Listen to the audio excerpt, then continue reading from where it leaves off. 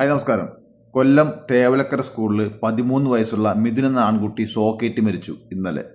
അത് ആരുടെ തെറ്റുകൊണ്ടാണ് അങ്ങനെ ഒരു കാര്യം സംഭവിച്ചത്? അത് മിഥുൻ എന്ന കുട്ടിയെ തെറ്റാണോ അതോ നമ്മുടെ ഗവൺമെൻറ്റിൻ്റെ സുരക്ഷയില്ലായ്മയാണോ? മിനിസ്റ്റർ ചിഞ്ചുറാണി ഉൾപ്പെടെ പല പ്രമുഖരും ആ കുട്ടിയെ കുറ്റപ്പെടുത്തിക്കൊണ്ട് രംഗത്ത് വന്നിരുന്നു.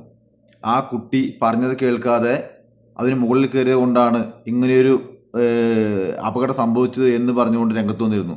പക്ഷേ അതിൽ അടിവരയിട്ട് പറയാം, അവിടെ സംഭവിച്ചത് സുരക്ഷയില്ലായ്മ മാത്രമാണ്. അല്ലാതെ അത് വേറെ ഒന്നും അതിൽ പറയാൻ പറ്റില്ല. സുരക്ഷയില്ലായ്മയുടെ ഒരു കാരണം കൊണ്ട് മാത്രമാണ് അങ്ങനെ സംഭവിച്ചത്.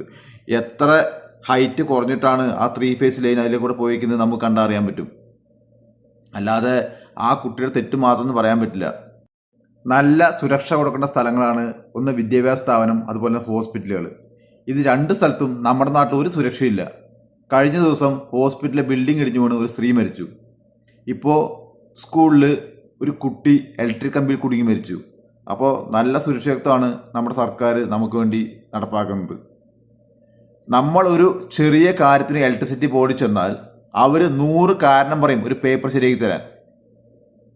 നിങ്ങൾക്ക് അങ്ങനെ ചെയ്യണം, അല്ലെങ്കിൽ അതിൻ്റെ ഉള്ളിൽ കൂടെ കമ്പി എടുക്കാൻ പാടില്ല, പുറത്തോടെ എടുക്കാൻ പാടില്ല, 150 കാരണങ്ങൾ ഫില്ല് ചെയ്ത് കൊടുത്തിട്ട് വേണം നമുക്കൊരു കറണ്ട് കണക്ഷൻ കിട്ടാൻ. അപ്പോൾ ഇവിടെ എന്ത് സുരക്ഷയുണ്ട് ഇവർക്ക്?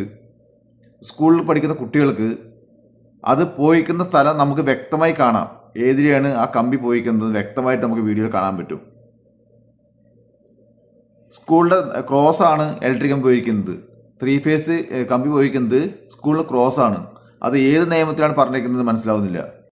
നമ്മുടെ പ്രതിപക്ഷ പാർട്ടികളും സംഘടനകളും പല സംഘടനകളും ഇന്നലെ അതിനെതിരെ പ്രതിഷേധം, അതുപോലെ തന്നെ ഹർത്താൽ എന്നെല്ലാം പറഞ്ഞ് രംഗത്ത് വന്നിരുന്നു.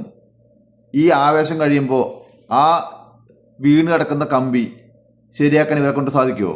നമ്മൾ ഇനി ഒരു 2 കൊല്ലം 3 കൊല്ലം കഴിഞ്ഞാലും ചിലപ്പോൾ അങ്ങനെ തന്നെ കിടക്കുന്നുണ്ടാവും. അതിനെതിരെ ഒരു നടപടി ഉണ്ടാകാൻ പോകുന്നില്ല, ഒന്നും സംഭവിക്കാനും പോകുന്നില്ല.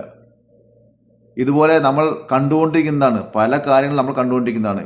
ഭരണപക്ഷമെന്നോ പ്രതിപക്ഷമെന്നോ ഒന്നുമില്ല. ജനങ്ങളെ സേവിക്കാൻ ആരും ഇപ്പോൾ ഒന്നും ചെയ്യുന്നില്ല. നമ്മളുടെ കാര്യം നമ്മൾ തന്നെ നോക്കണം. അല്ലാതെ നാട് നന്നാക്കാനും ജനങ്ങളെ നന്നാക്കാനും ഒരു രാഷ്ട്രീയ പാർട്ടി രംഗത്തില്ല. അതാണ് എനിക്ക് തോന്നിയിട്ടുള്ളത്. സ്കൂളിലെ സുരക്ഷയില്ലായ്മ തീർച്ചയായിട്ടും റിപ്പോർട്ട് ചെയ്യേണ്ടത് അതിൻ്റെ അധികാരികളാണ്.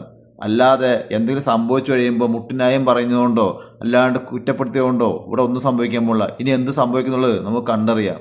ഇതിപ്പോൾ ഭരണപക്ഷമായാലും ശരി, പ്രതിപക്ഷമായാലും ശരി, ഏത് രാഷ്ട്രീയ പാർട്ടിയായാലും ശരി, നമ്മുടെ നാട്ടിൽ നടക്കുന്നത് ഇതൊക്കെ തന്നെ നടക്കുള്ളൂ. ഇതിൽ വിട്ടൊരു പുരോഗമനവും നമ്മൾ പ്രതീക്ഷിക്കുകയും വേണ്ട. അത് ഏത് ഭരണം വന്നാലും ശരി, ഏത് രാഷ്ട്രീയ പാർട്ടി വന്നാലും ശരി, ഇത്ര തന്നെ സംഭവിക്കാൻ പോകുള്ളൂ. ഇനി ഇതും ഇങ്ങനെ തന്നെ